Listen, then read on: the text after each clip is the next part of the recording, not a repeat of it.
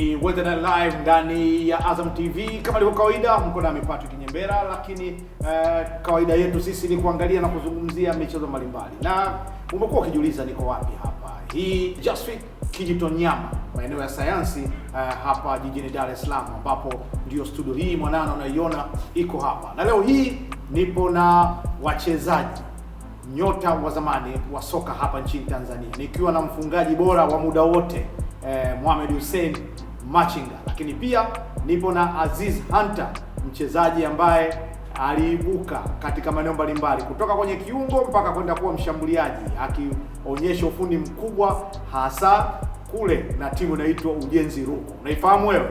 Ndio Azam Sport Federation Cup unakwenda kucheza. Tutasikia stories za Rukwa leo. Karibuni sana. Asante. Mambo vipi? Safi kabisa. Hivi ukimwona Azizi unakumbuka nini? Nakumbuka mbali sana.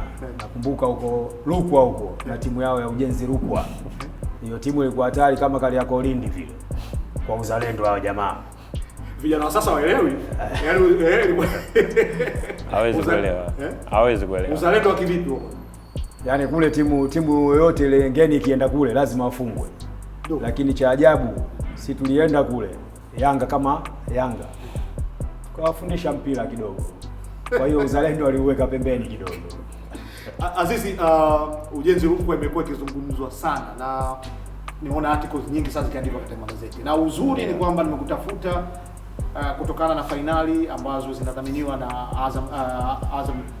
Azam Media, sasa Azam Sport Federation Cup.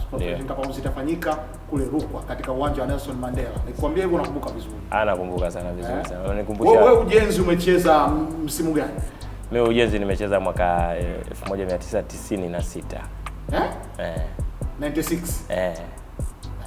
Ndio nipo Ujenzi wakati huo nimetoka nani Tazara Mbeya, timu ya daraja 3 ilikuwa. Ndio nikaja nikasajiliwa Ujenzi 96. Lakini Ujenzi mpaka kufika Ujenzi, najua wewe uko na Ujenzi ile ambayo imepanda daraja. Ndio. Lakini Ujenzi ilikuwa inasifika sana. Unasema wazee huwa wanazungumza story baada ya matukio. Ndio. Inasifika sana kwa uzalendo pale nyumbani. Ni kweli kitu? Au kila timu inakuwa na uzalendo nyumbani kwake lazima. Timu yoyote ile. Lazima uwe na uzalendo nyumbani kwako.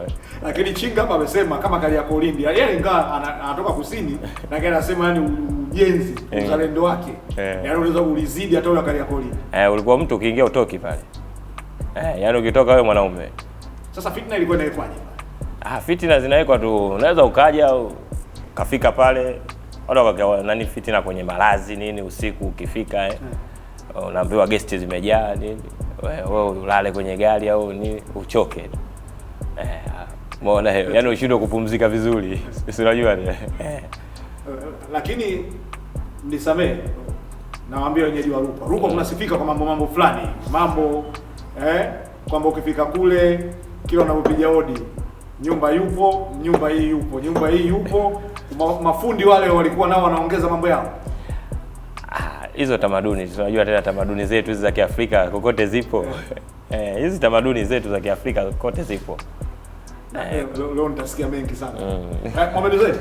Naam, wewe ni mfungaji wa muda wote na nafahamu kwamba tuna vipengele viwili. Tutazungumza kuhusiana na finali hizi kwenda kucheza katika uwanja wa Nelson Mandela. Lakini wanasema ukitaka kuizungumzia Rukwa, mpira Rukwa pale, yani swala Ujenzi Rukwa ni moja wapo. Na kuna referee mmoja anazungumzwa pale ambaye alipandisha Ujenzi Rukwa kwa mpira ambao ulipigwa cross, akanyanyua wavu, akasema kwamba goli wakati mpira ulikuwa nje. Kama kuna vituko vyake pale Rukwa. Najua hizi gumzo unazijua vizuri sana.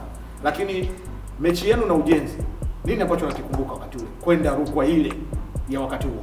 Mimi nakumbuka tulienda Rukwa. Kwanza tulipata tabu sana mpaka kufika Rukwa. Tumelala siku 2 njiani. Na tulipoingia kule tunashukuru kwa sababu kule kulikuwa na wapenzi wengi wa Yanga. Walitupokea na wakatupeleka kwenye hoteli moja ile hoteli inaitwa Jangwani, Simbizi, Jangwani kitu kama Jangwani. Hiyo hoteli ina vyumba 100. Kwa hiyo hata sisi wenyewe tulikuwa tunatafutana mle ndani. Vyumba 100? Gorofa hilo nini? Sio gorofa, nyumba ya chini. Ya chini tunasema vyumba vimeja. Si mchezo hivyo vyumba. Maana watu tunatafutana mle ndani. Jamani, upigeni simu hao. Wapo au wamepotea? Lakini mimi nashukuru tulipoenda pale kweli uzalendo, wale jamaa walikuwa na uzalendo, si mchezo. Kwa kweli ile mechi sisi ilikuwa ni muhimu sana, lazima tushinde ile mechi.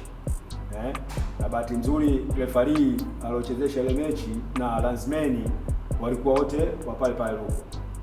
Tulifunga goli sisi, goli la kwanza akapiga Fumo Feresia mbali sana nje ya 18, lakini refa alikataa. Tukashangaa kwenye mazingira gani alikataa. Nje ya 18 mtu anapiga shuti, goli inaingia, refa anakataa, anasema offside. Sema sasa hii vipi tena, mpira gani? Lakini nashukuru pale refa kakataa goli, mimi nikapiga tena shuti, goli likaingia, refa akakubali, akaleta kati. Kabla dakika 3 hivi tukaongeza la pili, refa akakubali, kaleta kati. Tukashangaa kuona mchezaji mmoja kaenda kamnukia Sanifu Lazaro miguu miwili kwenye magoti. Kweli refa kamwita yule mchezaji, kampa kadi nyekundu. Alipompa kadi nyekundu, yule mchezaji kaenda kamkata mtama Lanzmeni kule. Nadhani mechi ndio iliishia hapo yani. So wale jamaa wamempiga referee, wamempiga yule Lanzmeni, kabidi polisi walichukua tuweke pamoja, sisi tukatulia. Kibaya zaidi wale wananchi wakaenda kutusubiri huko njiani, lakini tulishukuru polisi walitulinda vizuri na wakahakikisha yani wachezaji wote tuko salama na walitusindikiza mpaka mpakani. Vipi ilikuwaje kwanza na mlipata mshtuko gani? Maana goli inapigwa ndani ya 18 inakataliwa, lakini mnapigwa goli nyingine mbili za haraka alafu ile mechi mimi kwa kumbukumbu zangu maandalizi yani, kwa sababu unajua kule viongozi wetu wengi sana walikuwa Yanga wengi. Kwa hiyo maandalizi yake yalikuwa sio mazuri. Umeona yani wenyewe fitna imeanza pale nyumbani. Umeona. Kwa hiyo yani hata kama yani matokeo yao yalivyokuja yani hatukushangaa yani. Kwa sababu viongozi nao wamehusika na vitu kama vile. Umeona. Ilikuwaje kuelekea mchezo huo? Yani hali ilikuwa tofauti. Hali yani tofauti ilikuwa katika maandalizi yani. Umeona. Kwa sababu ilivyokuja ilivyokaribia ile mechi maandalizi pale kujiandaa nini, tunaona mwelekeo sio. Alafu yani ilikawa ukinzani kati ya mwalimu na viongozi. Mwalimu alikuwa anataka kupanga wachezaji wake anaoamini yeye wacheze, lakini viongozi wanasema huyu asicheze, huyu acheze, huyu acheze huyu. Ndio kitu kama hicho yani kilitokea. Na kweli kwa sababu sisi ujio wetu sisi tulikuwa vijana wengi tuliingia. Umeona? Sasa mwalimu alikuwa anataka tuchezeshe vijana wengi ile mechi. Lakini sasa wale viongozi wakasema bana hao wasicheze kwa sababu ndio first time kucheza mechi hii kubwa hii. Hawezi hawa kucheza kwa himili vishindo, hata itabidi wacheze hao wakongwe. Ndio hiyo tena hiyo. Hata mpira hata dakika 20 hazijafika shati watatu wala. Ndio fujo ile hilo kutokea hapo. Ulifurahia mpira kuvunjika au ulikuwa mna hamu mpira uendelee?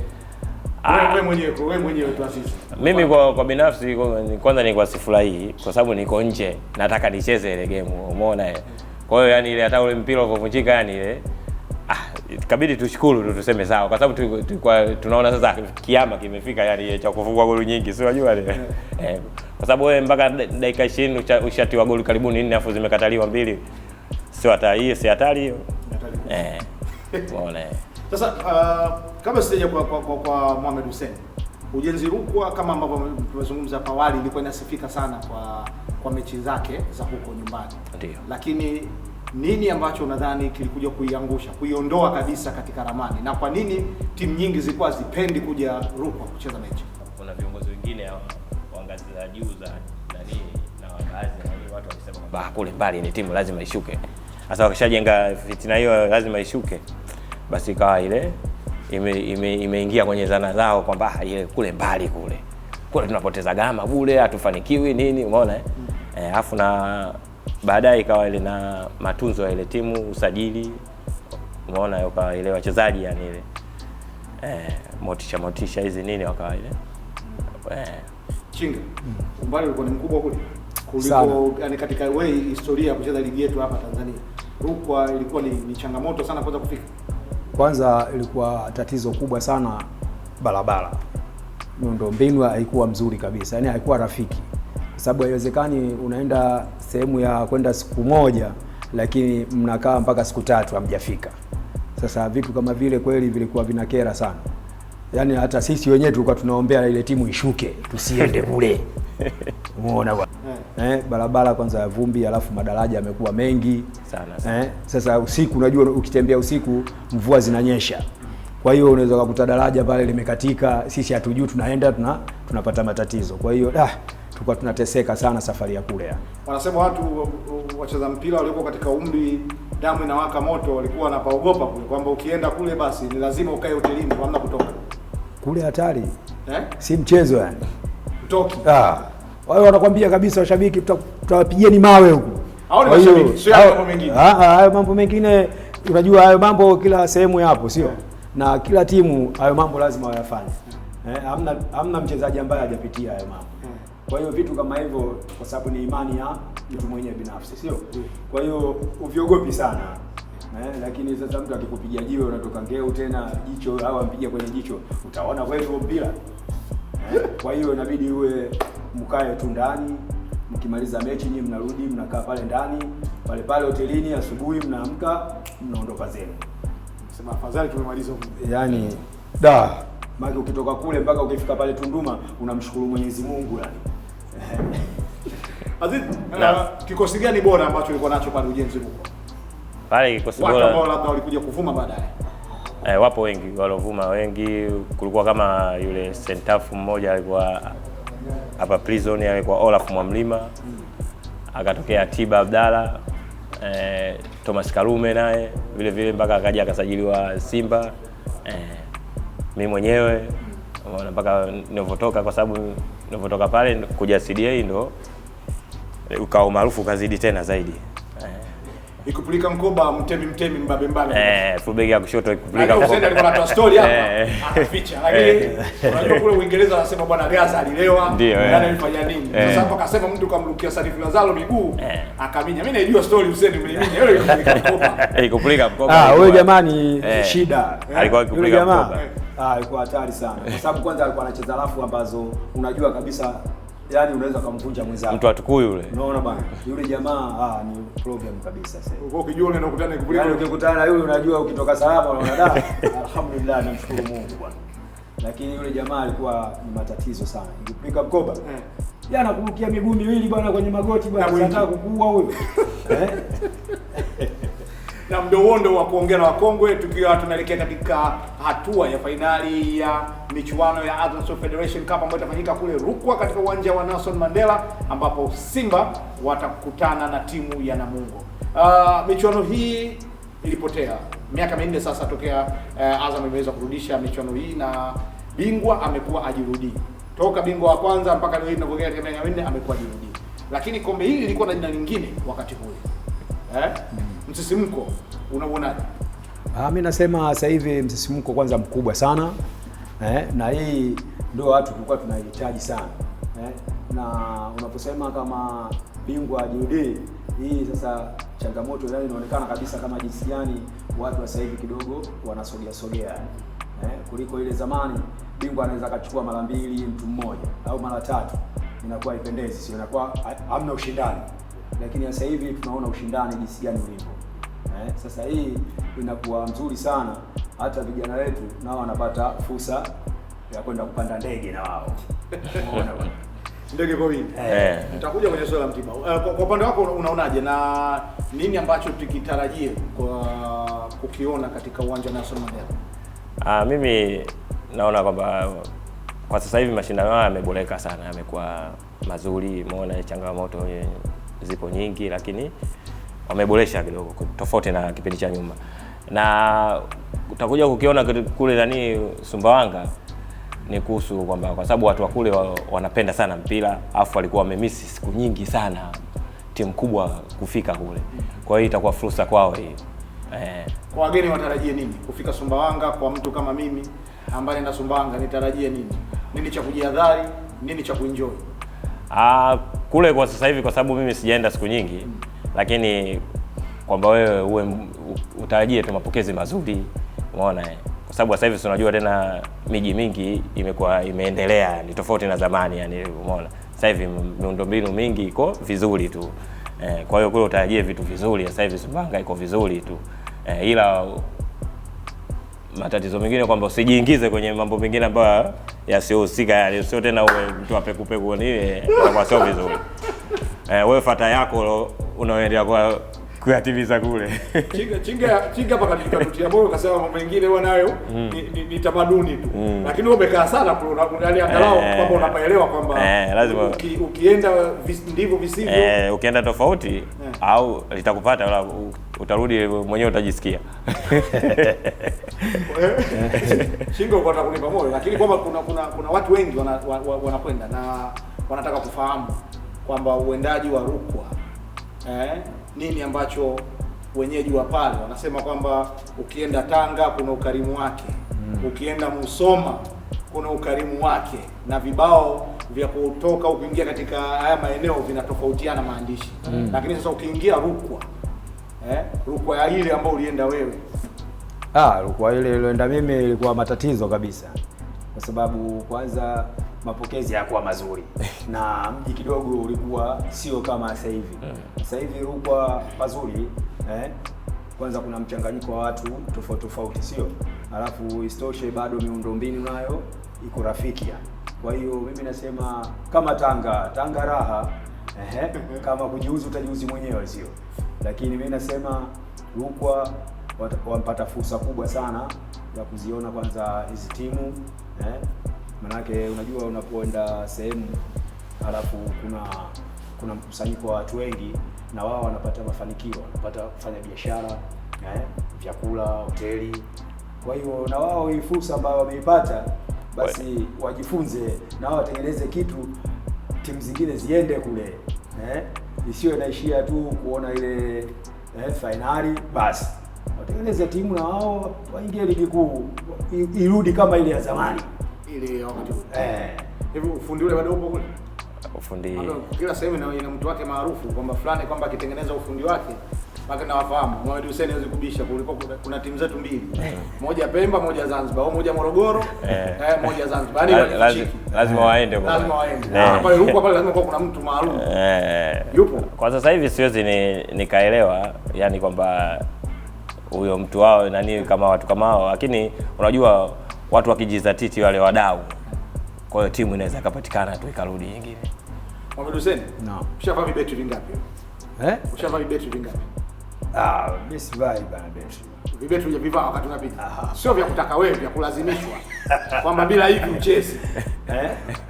Hiyo inakuwa imani tu, kwa sababu wameshatengeneza ile kitu, huwezi kukataa. Kweli wanakupa, wakikupa unachukua unaweka, ukiona namna gani unakihifadhi, baadaye unamrudishia mwenyewe. Lakini hivyo vitu vipo, huwezi kuvikataa, sio? Kwa sababu Rukwa sio nasifika. Vipi? Kusifika, unajua watu wanavyosema kwamba unajua kuna kipindi cha nani kama nyuma alikuwa anasema ukifika Rukwa bwana ukigonga kitu sio kinakusemesha zini. Hizo zote porojo tu ambazo zilikuwa zina kwa kutokana na sifa iliyokuwepo ile, lakini sio vitu kama hivyo. Yaani kule wewe jihadhari tu kwamba unaenda usifanye vitu ambavyo tofauti na kinyume na maadili yaliyokuwa kule. Unje kukutana na tukio lolote? Maana ni mgeni wa pale. Unje kukutana na tukio lolote? Mimi pale nimekaa mpaka naondoka sijakutana na tukio lolote la ajabu. Kumbe atatutisha tu, nataka ili tusiende Sumbawanga. Viko vitu vya hamna vitu vya kutisha sana na ni vitu vya kawaida tu. Unajua tena watu wanaamua kuongea tu. Turudi kwenye kandanda sasa. Mohamed. Naam. Tukazungumzia michuano hii ya Azam Federation Cup ambayo pia bingwa wake anakwenda mbali zaidi katika michuano ya kimataifa, na nafahamu upendi rudi, lakini ndio hivyo kwamba hata ulipokalia hapo upapendi, lakini ni basi kwa sababu ndio studio jinsi ilivyo. Sasa unadhani kwa nini kilinyima nafasi Young Africans msimu huu kuweza kuvuka kwenda katika hizo? Mimi naona labda maandalizi yao yakuwa mazuri, na kama maandalizi yangekuwa mazuri katika ule mpambano, basi Yanga wangepata ushindi. Lazima uone kuna tofauti kubwa sana mechi ya ligi na mechi ya FA. Yanga wali drop sana, tofauti na Simba jinsi walivyocheza. Kweli unaona kabisa Simba kuna kitu wanakitaka. Na kweli walichokitaka wamekipata. Kwa hiyo Yanga walitakiwa wajiulize mara mbili.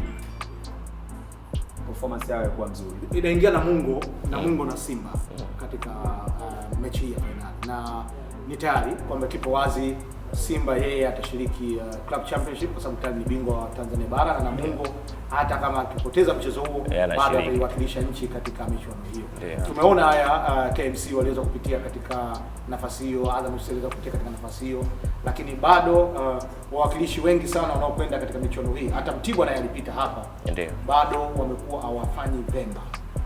Na wapo wadau, wachezaji wengine wa zamani wamekuwa wakisema kwamba timu zinakuwa zina ubora hapa, lakini zikienda kule hazina ubora wa kwenda kupambana na timu kama hizo. Kwa hiyo kama Namungo sasa hivi, unadhani nini wanapaswa kufanya wakiwa washajua kwamba wamechukua nafasi hii?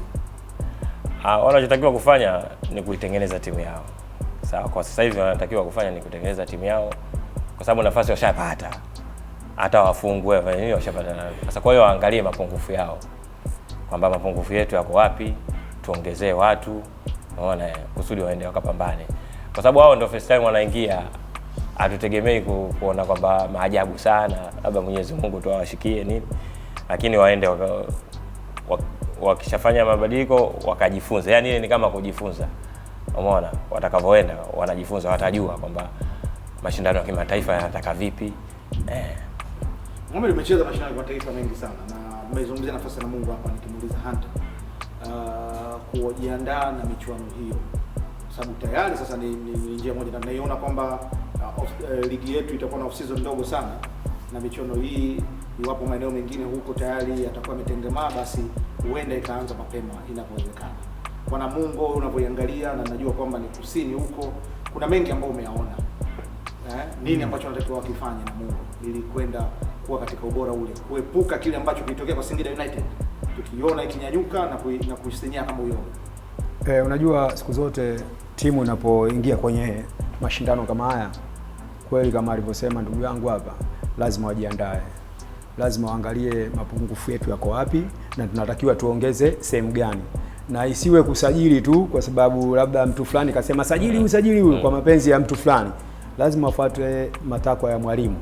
Mwalimu ndio yeye amekaa na timu, anajua mapungufu yako wapi. Kwa hiyo anatakiwa aongezee tu yale mapungufu yaliyokuwepo.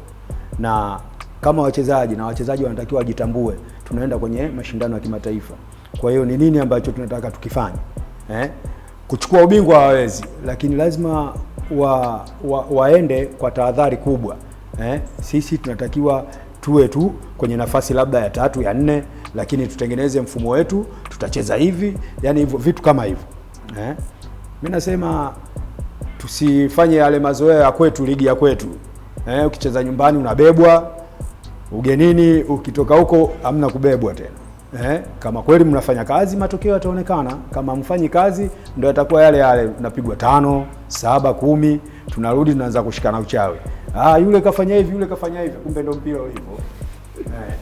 Zote unatakiwa uweke msingi mzuri.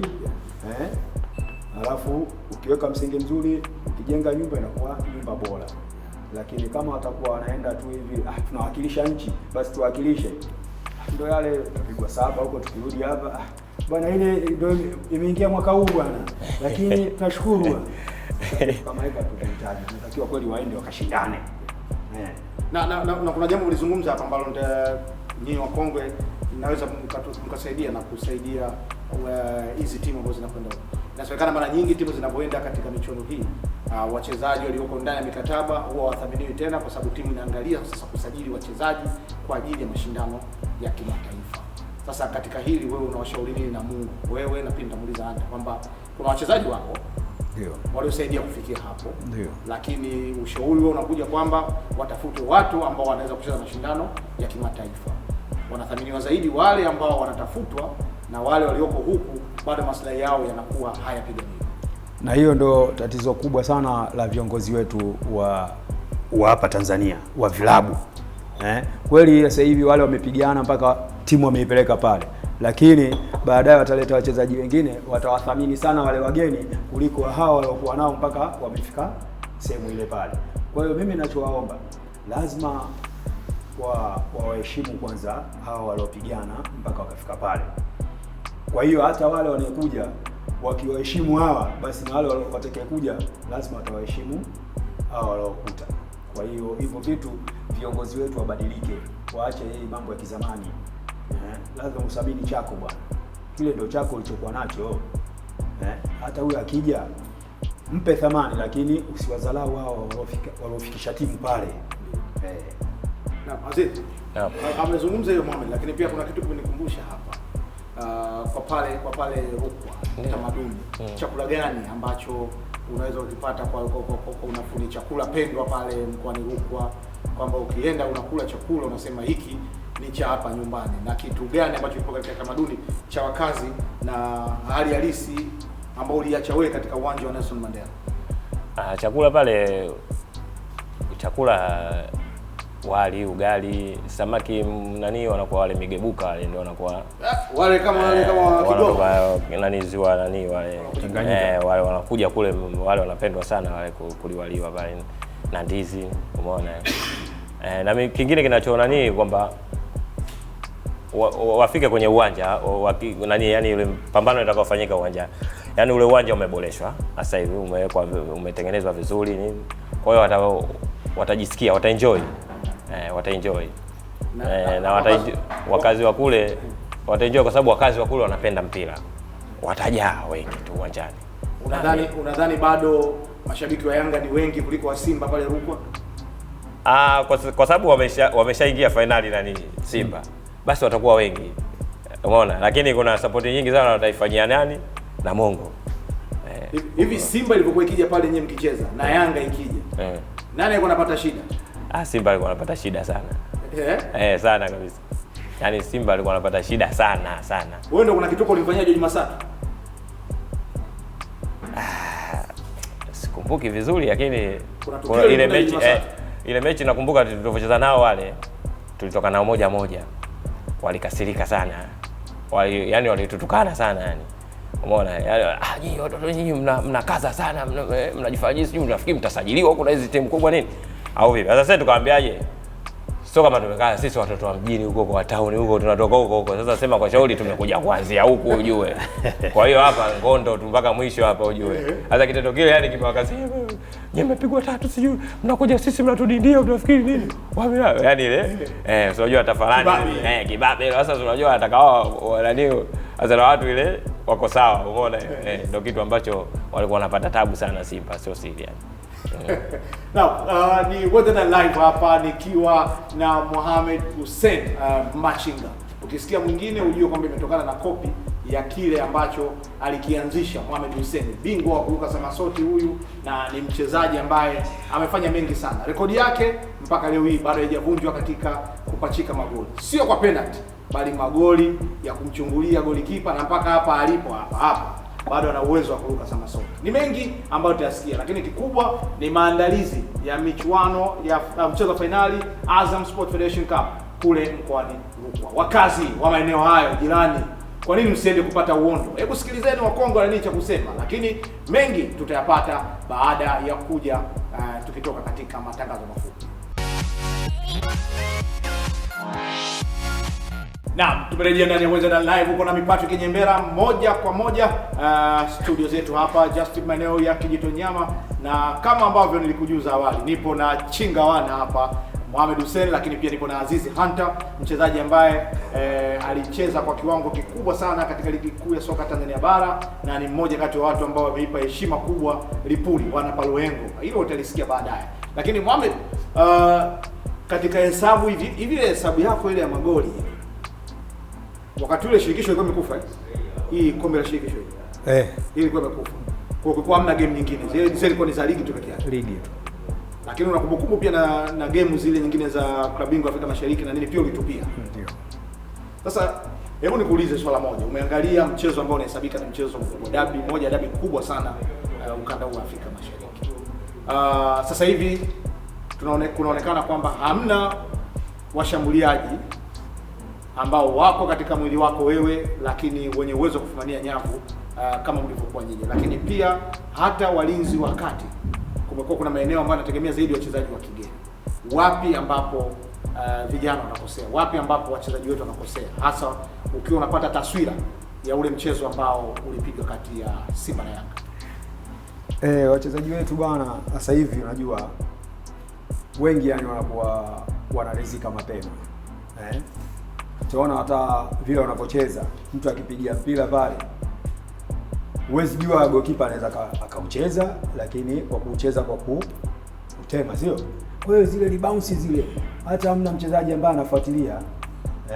Ukuta mpira umegongwa pale, umerudi huku huo, mtu anagoza mgongo ana sasa vitu kama hivi unajua sisi tulikuwa tunacheza tunaambiana kabisa. Nasema Mungu amrehemu, amweke sehemu pema peponi Saidi Mwamba. Saidi Mwamba ananiambia kabisa, Mudi una uwezo wa kupiga, wewe piga.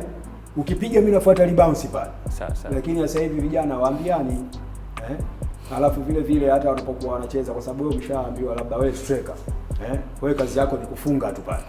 Kwa hiyo yeye akipata mpira ameshaingia ndani ya 18 atulii, yeye anapiga tu. Lakini sisi tulikuwa tunatulia, na unajua kabisa Edibili kaenda pembeni, akipiga cross ile lazima utanifikia mimi mpira. Na mimi ukifika hapa, kwa sababu nishamwangalia goalkeeper, mimi najua huu mpira nitaupeleka wapi. Lazima niupeleke kule pembeni na nyavu zinatingishika safi. Lakini sasa hivi vitu kama hivyo hamna, vijana hawapigi inavyotakiwa. Mtu anataka apige mpaka ndani kabisa, ndani ya box. Lakini ukiwa hata nje ya 18 ukipiga rebounds mtu anafuata. Lakini sasa hivi tunakosa hivyo vitu, kwa sababu kwanza wachezaji wenyewe hawajitambui. Alafu leo utaona mfungaji bora anakuwa huyu, kesho kutwa anakuwa huyu. Nimeshashika mara 3 mfululizo. Lakini mwisho wa siku napewa baskeli. Sasa baskeli mimi nipeleke wapi? Sio wakati ule? Wakati ule kweli. Sasa natakiwa baskeli wenyewe. Ilikuwa kubwa baskeli. Forex ile. Ilikuwa na wale skita. Ukipeleka kule kusini unaonekana? Unaenda shambani huko kwenda kupalilia mikorosho. Azizi, wewe ulibadilisha nafasi. Ulicheza kwa kiwango kikubwa muda wako wote ukicheza kama kiungo, lakini ulivyoenda CDA Dodoma ukabadilisha kwa striker. Sasa ni njia hii ya kufunga, na baada ya kwenda kwenye hiyo striking kwenye striking force, nini ambacho unakiona sasa wanachokikosa wachezaji wetu katika nafasi ile ambayo wewe ulikwenda kuimalizia?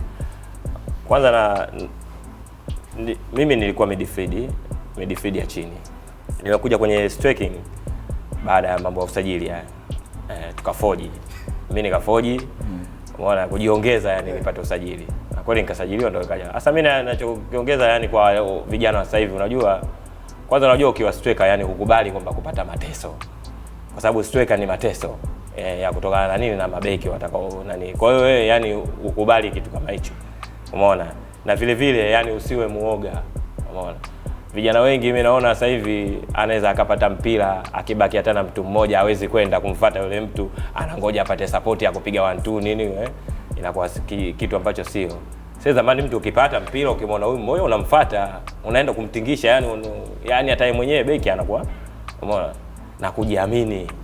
Umeona? Lakini vijana sasa hivi hawajiamini, yani wanakuwa na papara nyingi sana.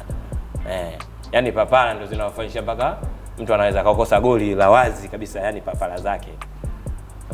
Bigimana Brace ameonekana kuibeba Namungo katika ligi hii mpaka tunaongea ana assist 10. Lakini pia kuna bwana mdogo anaitwa Lusajo ameonekana kung'aa, kwanza akishiriki kuipandisha Namungo, lakini top scorer katika timu hiyo. Wana kazi ya kwenda kukabiliana na Simba.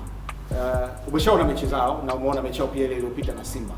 Na Simba hii ambayo unaiona sasa hivi, unasema wenyewe washabiki mwanzoni Tanzania mlivyo vizuri. Mwanzoni walimuita kocha kishingo, sasa hivi wanaita mtaalamu. Amebadilisha mfumo wa timu yake. Sasa hii striking force ya Namungo nikizungumzia kwa sababu ni eneo ambalo linakuhusu sana, na defense ya Simba ambayo unaiona kwenda kucheza hatua ya finali. Nini tukitarajia? Mimi nasema kwanza ile striker Namungo ile vijana wadogo, alafu wepesi sana. Ni wajanja vile vile. Kwa hiyo na beki ya Simba kidogo kuna watu wazima. Kwa hiyo mimi nasema watapata upinzani mkubwa sana wale mabeki, kwa sababu wale mayanki wanafanya vile vitu ambavyo vinatakiwa wavifanye na kwa wakati. Mtu anaingia na mpira na anapiga. Unaona bwana? Na wana mbio. Sasa mimi nasema kazi ipo kwa mabeki wa Simba. Na yule mtoto nyumbani anaitwa Luka Kikoti. Anaonekana alimsumbua sana Jonas Mkubi. Sana. Mimi ndo nasema kazi wanayo sana. Jinsi gani kwanza wanapocheza, alafu wako kama yani wanacheza teamwork. mpira ukipotea unaona jinsi gani wanavyokuja kukaba, na wakipata mpira wanavyoondoka kwenye eneo lao kwenda kwenye eneo la adui. Kwa hiyo mimi nasema kazi ipo, sio kama kirahisi na bado hata wao Namungo vile vile pale mbele pale asema huwezi kuwaambia kwa sababu atasema labda anataka kupanga timu, lakini mimi nasema pale mbele Chama na yule Konde Boy nilijua ndio niko nasubiri wao utaje ali mudi ndio nakusubiri utaje hapo yani unajua umeenda sehemu nzuri sana wewe kato vipi unaona jinsi gani mtu anacheza anacheza vizuri na mshindani, yani unaona kabisa kuna kitu anakitafuta pale, unaona bana. Kwa hiyo mimi nasema na wale mabeki wa Namungo wana kazi vile vile kulana viatu maana wale wasumbufu sana pale mbele, unaona alafu ukizingatia na huku mafulbeki wanapita sana wa Simba. Kwa hiyo kazi wanayo, wanatakiwa watulie, waangalie sehemu gani ya kuziba na sehemu gani lakini sio kama anasema ndio afanye hivyo, hapana. Mwalimu ana mbinu yake na yeye anaweza kujua nini anakifanya lakini mimi kwa wale watu naona kabisa watawasumbua. Mtarudi kwako kwenye hilo. Aziz wewe? Mimi nilikuwa nataka kuongezea kwa Namungo. Namungo washacheza na Simba, washacheza na Yanga nini, washarudiana mara nini. Kwa hiyo yani kwa hii mechi hii yani kama mimi yani ile kama ushauri fulani yani kwamba kwao yani wasio na attention yoyote. Umeona? Yani wanachotakiwa wao waonyeshe sio kupania sana, yani waonyeshe kwamba sisi tunataka kitu.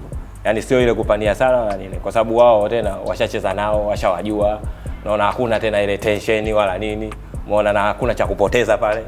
Umeona kwa sababu wao wanatakiwa ile waonyeshe kwamba sisi tunaenda huko wanakoenda, kwa sababu wakishinda nani hapa sio wanaenda huko, basi waanze mechi na Simba, kwa sababu Simba wako level nyingine na wao. Kwa hiyo watu waonyeshe kwamba tunakoenda kule, ngoja tufanye mfano hapa. Mimi ndio ushauri wangu na hapa huko. Mohamed Hussein umekuwa ukicheza hiyo position. Ujio wa Kagere kwa Simba ulionyesha uwezo wake aliyofanya mwaka jana, lakini mwaka huu ameonekana mechi nyingi akitokea bench pamoja na kwamba ni kinara mfungaji. Unadhani kwa nini kocha amekuwa akimwamini sana John Boko kuliko Kagere? Wewe umecheza hiyo position na ni swala ambalo tumekuwa tukijiuliza wengi huko. Sisi hatujavaa viatu kucheza au kuona, lakini wewe umecheza na unaona. Kwa nini amekuwa ni John Boko zaidi ya Kagere ambaye ana margin kubwa kufunga magoli? Hiyo inategemea na jinsi gani mwalimu anavyoona combination ya timu pale mbele. Nikimwanzisha Boko labda na Konde Boy, jinsi gani wanavyocheza pale. Kwa hiyo na hata Kagere anapokuwa anaingia, kwa hiyo anakuwa tayari ameshaona makosa ya mabeki. Yaani unajua mwalimu anaweka vile kwa faida ya timu. Kwa sababu anajua kabisa akianza Boko na mtu fulani pale wanacheza, afu baadaye anatoa anaingiza huyu Kagere anakuwa tayari ashapewa majukumu. Kama bwana pale unatakiwa umeona mistake ya wale mabeki, kwa hiyo unatakiwa ufanye hivi, ufanye hivi, ufanye hivi. Na kweli anapoingia anafanya vile vitu ambavyo vinatakiwa, anafunga. Umeona bwana? Kwa sababu striker yeye ni kufunga tu. Sema sio fundi sana mambo ya kuchezea, lakini yeye akipewa na anaweza kujiposition. Akipewa ule mpira anaufanyia kazi. Na ile ndio inatakiwa sasa. Ndio maana na nini umeona faida ya Boko sana? Boko kwanza ni mchezaji ambaye ni msumbufu sana kwa mabeki. Na kikubwa kinachomsaidia kwanza eti yake ile mzuri sana. Na unaona kabisa jinsi gani anavyopambana kwenye mipira ya juu. Kwa hiyo Boko anapokuwa ana faida kubwa sana kwenye timu. Kwanza kapteni. Alafu kweli ule kapteni anautumia unavyotakiwa. Kapteni lazima ujitolee na kapteni uoneshe mfano kwa wachezaji wengine. Unaona bwana. Kwa hiyo mimi nasema Boko bado ana mchango mkubwa sana Simba. Nirudi kwa nafasi yako. Mwanzoni alionekana sio mchezaji ambaye anafaa, lakini sasa hivi anaitwa ni mkata umeme. Reso Falga huyu Brazil ambaye anacheza nafasi ya kiungo kwa upande wa Simba. Nafasi ambayo ulikuwa ukicheza wewe. Ndio. Ana kitu gani cha tofauti? Tuna viungo wengi hapa. Lakini kwa nini anaonekana kupendwa au kuwa na una utofauti toka ajiunge na kikosi cha Simba katika mechi hizi za karibia kumalizia msimu? Kwanza utofauti anaonyesha kwa sababu ni kiungo ambaye anaenda kufunga. Umeona? Yaani kiungo yule anaenda kufunga, yaani yule ni tofauti moja hapo. Anaanzisha mashambulizi, anazuia. Unaona? afu anajua kupiga pasi yani sahihi kwa mlengwa. Yani kitu tofauti ambacho kinampa nani, yani yeye anakuwa namba moja, hata mwalimu anakuwa anamfikiria mapema. Afu isitoshe ndio inavyotakiwa kwa mchezaji yote, yani ukiwa professional, yani unavyokwenda kucheza kwenye timu yote lazima wewe uwe wa kwanza nani, yani ile usiwe wewe kwamba wenzako nani mwenyeji anacheza wewe, yani mgeni umekuja, yani wewe ndio uwe benchi. Haiwezekani hata siku moja. Yani tuko tunafanya sisi wa Tanzania, yani Tanzania ndio tunafanya hivyo, yani ile professional anakuja anakaa nje acheze mzawa. Yani mimi ndio naona Tanzania katika soka ujue. Lakini nchi za watu unaenda unatakiwa wewe professional unaenda kule wewe ndio utumike. Yani wewe ndio ufanye kazi ujue. Yani wewe uwe juu ya yule mzawa unayemkuta pale. Mimi naona Tanzania tu. Sasa yule anapokuja hivi unaona afu ile kumwamini, unajua kumwamini yani mtu mweupe huyu na unaona na hii ligi yetu hii inavyokuwa wanaona kama kitu tofauti nini, kumbe anaweza. Ndio kaonyesha. Unaona sasa hivi tena wewe utafanya nini? Utamleta nani? Si unajua tena unaye yule. Kwa hiyo haina haja tena kumchukua mtu mwingine, unafikiria tena namba zingine. Ndio alivyofanya yule Flaga. Fresh yuko vizuri. Tunazungumzia kimataifa hapa, lakini Mohamed Hussein wewe pia ni kocha. Umekiona kikosi hiki cha Simba. Unadhani kama ni mabadiliko ili kiweze kuperform vema katika michuano ya Champions League ambao watakwenda, kinatakiwa kufanya mabadiliko katika maeneo gani? Mabadiliko ya msingi ili kuweza kushindana na wakina Mazembe, wakina Setif pamoja na kina Raja Casablanca na Ahli na timu nyinginezo. Kwanza mimi nasema pale kati kwa nyuma, watu wa kati pale lazima wafanye mabadiliko. Waongezeke, yani aongezeke mtu mwingine pale. Na ile inakuwa changamoto mzuri kwa sababu unapomleta mtu mwingine ina maana hata yule aliyokuwepo atatia juhudi mara mbili. Unaona bwana. Kwa hiyo mimi nasema pale kati nyuma lazima waongeze vile vile goalkeeper. Unaona bwana. Sababu siku zote goalkeeper huyo mwisho wa siku yule anaumwa, alafu yule kwa sababu amekaa nje muda mrefu mara akiingia na yeye mshorwa. Sasa inakuwa kidogo ile changamoto. Kwa hiyo waongeze pale na lazima waongeze tena mtu mwingine mbele pale wa mwisho. Namba 9 pale. Unaona? Kwa hiyo Boko atakiumia pale yupo mtu ataingia, au Kagera akiumia pale kuna mtu ataingia, ataenda kuziba lile pengo. Unadhani kama Simba wakimrudisha Okwi kuna nafasi yake pale? Wewe kwa mtazamo wako? Mimi kwa mtazamo wangu Okwi hapana. Sasa ashapita, ataleta nini cha ajabu tena? Kwa sababu ameshatumikia ile timu, sio? Na wamemruhusu tena ameondoka, sio? Watafute mbadala mwingine, sio yule tena. Unaona? Hata timu fulani hivi ya jirani ile. Sio kule nyumbani. Nyumbani kule. Sikia tetezi kama Makambo. Sasa Makambo vipi? Leta kitu kingine, kichukue pale nafasi, yule ameshaondoka, watengenezee nafasi watu wengine. Kwa hiyo inakuwa changamoto mzuri. Na wewe unaonaje kwa katika hilo swala la Simba? Wapi panafaa kujazwa? Kujazwa kuna ile pale nyuma lazima ujaze pale, utafute mtu aliyokuwa nani kidogo eji yake sio kubwa. Yani alikuwa janki kidogo, umeona tofauti na wale sasa hivi walikuwepo wale, kwa sababu sio washaenda wale mashindano yalopita na tushaona. Kwa hiyo wanatakiwa atafutwe na pale mbele pale. Umeona pale mbele waongeze nguvu, kwa sababu wachezaji kama hao wapo ambao ndio maana unajua mimi nataka kutoa mfano kama nchi za nani wale wenzetu wao na huko Afrika Magharibi. Afrika Magharibi ujue wale wanaweza kawa na timu yao lakini wakachukua watu 3 tu au 4 foreigner, yani wanajua hao professional 4 tu nao wanafanya kazi za maana.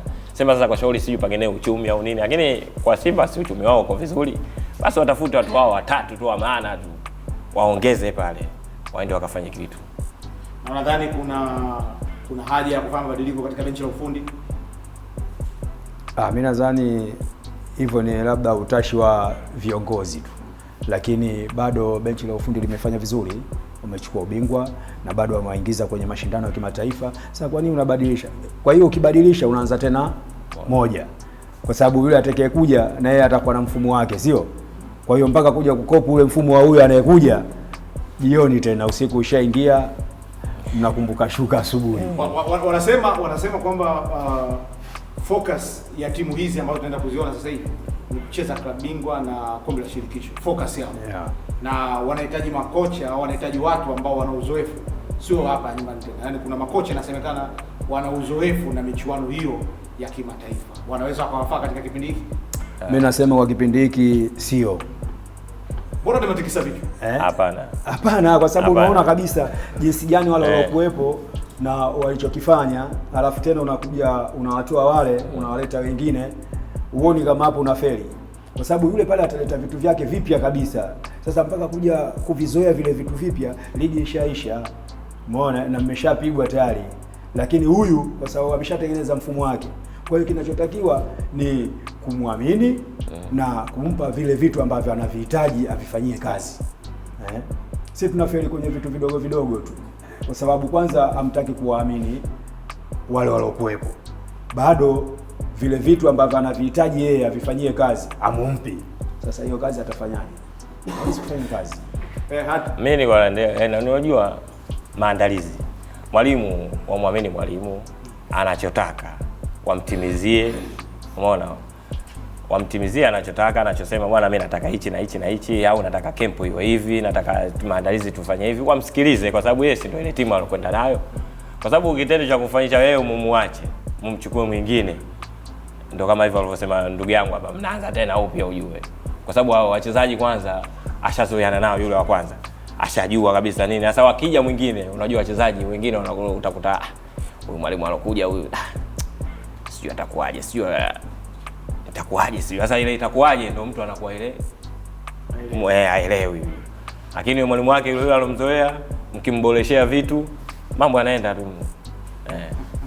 Naam, ni Wednesday live tukiwa tunaangalia kuelekea finali ya michuano ya Azam Federation Cup ambayo itafanyika kule Rukwa, Sumbawanga. Na katika hayo tunaangalia kwamba baada ya finali hiyo kuna mengine yanayokuja huko mbele.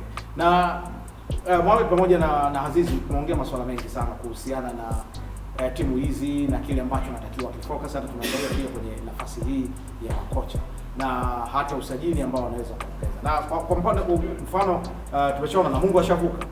Namungo anahitaji nini zaidi katika kosi chao? Mimi nasema Namungo kikubwa kinachotakiwa ni yani kuwaboreshea motisha, kukaa nao, kufanya mazoezi ya nguvu, na yani maandalizi kwa ujumla yanatakiwa yawe mazuri.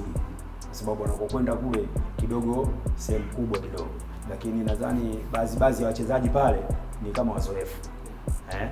Kwa hiyo kinachotakiwa tu ni kuwatengenezea miundombinu mzuri ya kuweza kwenda kushindana, sio kwenda kusindikiza. Tumejifunza katika michuano hiyo ya kimataifa kwamba Simba waliweza kufanya jaribio la kuweza kushinda mechi za nyumbani, lakini tunapokwenda ugenini huwa hatuperform vizuri kabisa katika mechi zetu. Nini sasa kianze kutengenezwa hapa kwa hizi timu zetu shiriki ambazo zinakwenda katika michuano ya kimataifa? Mimi nachosema kwamba kwa kutengeneza kwanza inahitajika kwamba msiweke kwamba ile wazo kwamba sisi tushinde nyumbani mechi kadhaa ndo tutafanyaje. Alafu mimi nasema wapate friend match nyingi za kutoka, yani umeona, watoke. Umeona, wakishatoka zile ndo zitawafungua. Kwa sababu kama Simba washajua somo. Umeona? Ile masuala ya kushinda nyumbani inaweza ikawa sio tena kama mwaka ule. Umeona, inaweza na wao watu wakajiuliza, bwana yule kaingia tena, yeye anashinda sana nyumbani. Kwa hiyo na sisi tufanye mkakati wa kwenda kule, tukienda kwake. Kwa hiyo Simba ujenzi Rukwa au Kariakoo ligi. Si ndio maana? Wanashinda nyumbani tu vipi? Simuona hizo hizo timu sasa hivi ziko wapi? Zinashinda nyumbani ziko wapi sasa hivi? Sisi nani? Ndio natakiwa hivyo. Kwa hiyo focus kwamba na sisi tukienda nje tukashinde nje. Chinga. Bado narudi kila dakika. Magoli 26 sio mchezo. Na ukifunga magoli 26, kwanza unaanza kusogea tu 8 sio ngapi, unapaniwa kikweli kweli. Sana. Ukikumbuka hiyo rekodi yako, uliwezaje kufikisha magoli yote haya? Na ninavyoambiwa kwamba kulikuwa hamna goli la penalty. Mimi nilikuwa napiga yani tulikuwa tunacheza kwenye dakika 90 na kisha napata goli. Najua kweli mabeki walikuwa wakali. Mabeki kweli wale wanakupania kweli yani, lakini unasema mimi kwa sababu nafasi yangu ya ufungaji basi ngoja nijitahidi, huyu akishanizuia mara 2, kwa hiyo hii ya 3 kwa nini sipite? ngoja nitie akili tena. Kweli tunacheza, najua huyu kanizuia mara 2, ya 3 lazima nipite. Na hapa mimi nimepiga mara 2, ya 3 lazima nipige iwe goli. Kwa hiyo ukishajiwekea malengo na jinsi gani wachezaji wenzako walivyokuwa mnaelewana ndani ya uwanja, kwa kweli mimi nilikuwa nafarijika sana napokuwa Edibili yuko pale, Sanif Lazaro yuko huko, au Shwaboy hapa, Said Mwamba, Maremu Isa Asmani hapo. Unaona kabisa wale wazee wanakupa hamasa. Unaona bwana. Kwa hiyo mimi nilikuwa nashukuru, kiona najua kabisa mimi nacheza na akili ya goalkeeper na mabeki. Ndio maana nilikuwa nafunga sana. Na unadhani sasa kwa nini Samata amezungumza maneno mengi sana na amefungua njia na kubadilisha mawazo ya wachezaji ili kuweza kupigana na kutoka kucheza nje? Nyinyi enzi zenu bahati hiyo haikuwepo, mifumo ilikuwa iruhusu pia. Hata shirikisho nalo wakati ule lilikuwa linawazuia kutoka, timu zilikuwa zinawazuia kutoka. Ndio mifumo imebadilika, hawa wachezaji wafanye nini sasa? Mimi nasema kwanza wanapata nafasi nzuri kama hii na fursa nyingi zipo sasa hivi. Mfano kama hapa tumezungumzia na Mongo sijui wanaingia. Kwa hiyo wanapoingia pale, wanapoenda kwenye mashindano kama yale, wanatakiwa kwanza wenyewe wanajiuza. Kwa hiyo juhudi zao ndio zitawafanya wamfuate Samata kama yeye alivyotoka. Samata juhudi, discipline kitu kizuri sana kwenye mpira. Na sio kwenye mpira tu, hata nje ya mpira. Ni sehemu ya maisha. Sasa unajua unapokuwa hauna discipline, hata hiyo familia yako unaiongoza vipi? Unaona bwana. Kwa hiyo mimi nasema Samata kama kafungua njia. Kwa hiyo hawa vijana sasa hivi yani wanatakiwa wafuate zile nyayo ambazo amezifuata Samata mpaka wapata kufanikiwa kama hivi mpaka leo tunamuona, sio? Kwa hiyo wachezaji wetu sasa hivi wapunguze kidogo ule uuni ambao hauna faida. Sababu kweli unaona mchezaji mzuri lakini discipline hana. Na hamna kocha au kiongozi atakayekubali wewe akuchukue akuingize kwenye timu yake wakati discipline huna. Kwa hiyo mimi naomba tu wachezaji sasa hivi wanapata fursa kubwa. Wanaonekana kwenye TV, na nchi za watu wanaona wachezaji. Kwa hiyo kikubwa wanachotakiwa kutunza discipline na kutunza mazoezi. Yaani misingi ile ya mchezaji lazima waifuate. Ungekuwa wewe na kikosi chako, kile kikosi chako, Said Mwamba, Isa Asmani, wengine wa kina China na wengine ambao Mungu amewapeleka mbele huko mbele haki, Morrison angekuwa katika kikosi chetu. Morrison angekuwa kwenye kikosi chetu, kwanza asingepata nafasi. Asingepata nafasi kabisa ya kucheza. Na kwa ile tabia yake. Kwa tabia yake. Kwanza sisi wenyewe wote wachezaji tungemkataa. Mkataji uongozi unataka. Basi wakacheze wao kwa sababu hana nidhamu. Kwa hiyo tunakaaje kwenye timu na mchezaji ambaye hana discipline. Kwa hiyo yule wanasema samaki akioza mmoja wote kwenye kapu wameoza, sio? Kwa hiyo yule angeleta makundi kwenye timu. Okay, viongozi nyinyi mnampenda huyo, sawa. Sisi tunaumwa wote. Akacheze yeye, akazuie na akafunge. Elisha John. Yanakuwa Elisha John hayo. Njoo funge wewe ndio yale pale sasa. Unaona bwana. Sasa vitu kama hivi unajua labda viongozi wenyewe wana engineer hivi vitu. Haiwezekani mchezaji hana discipline au mpaka leo viongozi mnakaa kimya. Kwa nini msimwadhibu huyu? Kwa hiyo pale unatengeneza nini? Unatengeneza makundi kwenye timu. Huyu anapendwa, sisi wengine hatupendwi. Unadhani kwamba nini adhabu ambayo ilikuwa na mfano wewe kama Mohamed Hussein?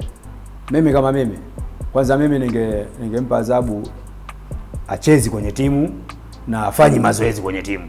Kwa sababu si mchezaji wangu na amesaini mkataba, nampumzisha mpaka ligi karibia kuisha, nitamfungulia, atacheza mechi 2, alafu namkata mshahara wake. Kama mimi lakini. Hata wewe kwako wewe.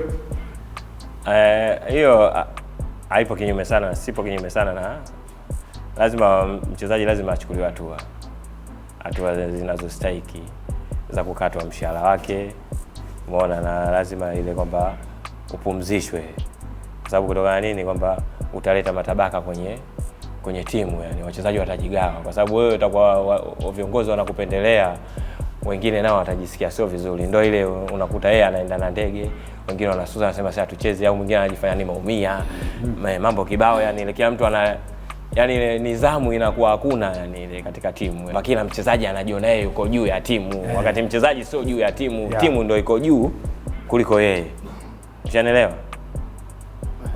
Ushanielewa? Kwa hiyo yani mchezaji anatakiwa yeye awe na nidhamu. Sio wewe unajifanya wewe ndio wewe ndio uko juu zaidi. Wewe uko juu zaidi. Umeona wapo watu wengi wamepita wamefanyia vitu vya maana ile timu kuliko yeye. Umeona? Sasa habari inayotembea mjini, sisi mimi ni chombo cha habari na watu wanaangalia kipindi hiki na wamekuwa kijiuliza, mitandao message zinatuma kwamba Morrison anaenda timu ya pili. Habari sio mimi. Lakini habari zilizopo ni kwamba Morrison anaenda timu ya pili. Unadhani wanafanya jambo sahihi au wanaweza kaleta tatizo gani kwa Morrison kama watamchukua kumpeleka katika timu yao kwa ajili ya michuano hii ambayo tunazungumzia kimataifa? Mimi nasema kwanza, kama ana mkataba na timu ya Yanga akienda kule huoni kama anajiingiza kwenye matatizo tu sababu labda TFF wataliona hilo, anaweza akafungiwa na TFF na akapigwa na fine, na labda Yanga wakilalamika FIFA au TFF au CAF, bado mchezaji atakuwa amefanya makosa makubwa sana na kama kweli yule Morrison ana mkataba na Yanga, basi Simba kama Simba itabidi waadhibiwe. Haiwezekani mchezaji ana mkataba alafu nyinyi mnaenda kuongea na mchezaji wakati mkataba wake haujaisha, na sheria ziko wazi. Umeona bwana? Na iwapo hana mkataba, kama hana mkataba basi kesi nyingine hiyo. Yaani unahisi sasa kwa kile ulichokiona huko, kama hana mkataba basi Simba wamefanya kitu kizuri kumchukua. Anaweza akawafaa na anaweza akawa na nidhamu anayozungumzia, kwa sababu mzungumzia Morrison kama Morrison. Unamuonaje kama mchezaji yeye kutoka upande huku na ile alichokifanya na upande mwingine ukamchukua? Bado hata wale waliomchukua watakuwa na matatizo na wao, kwa sababu wanamuona kabisa jinsi gani anavyofanya huku, alafu wao wanafurahia kwa sababu anafanya hivi kwa sababu wanamhitaji. Lakini kama atafanya vile na wale jamaa hawana uvumilivu, hawana uvumilivu kabisa, basi mimi nadhani mchezaji atakuwa katika mazingira magumu sana. Wewe ulipata sakata la timu hizi mbili. Kweli. Wapi ulipoona kwamba uvumilivu ni mdogo? Kwa experience. Simba hawana uvumilivu. Uvumilivu mdogo sana Simba. Na siku zote mchezaji ambaye anatoka Yanga kwenda Simba hawamwamini 100%. Wanajua kabisa huyu anatoasili huko anapeleka kule, wakati yule kaenda kufanya kazi pale. Uaminiki kabisa. Yaani uaminiki kabisa. Na hicho hata mimi kilinitokea. Nipe kumbukumbu moja, hiyo fundisho. Mimi nimeingia Simba, wote viongozi wale waliokuwa kipindi kile kwanza walikuwa waniamini. Na wanadiriki kabisa kumwambia kocha usimchezeshe huyo anatoa asili za huko anapeleka kule. Kitu ambacho sio sahihi. Mimi nilienda kufanya kazi na natakiwa nifanye kazi ile nipeleka pale. Lakini mapenzi yangu mimi huwezi kunilazimisha wewe. Yale mapenzi yatabaki vile vile. Nikimaliza kazi yao tarudi kwenye mapenzi yangu. Lakini kwa kweli nilikaa kwenye mazingira magumu sana ile timu. Na uliwatungua Yanga? Kwa kweli sijaifunga Yanga. Wakati ile timu pinzani sijaifunga. Kwa hiyo na Mogela mna rekodi? Rekodi kubwa tu.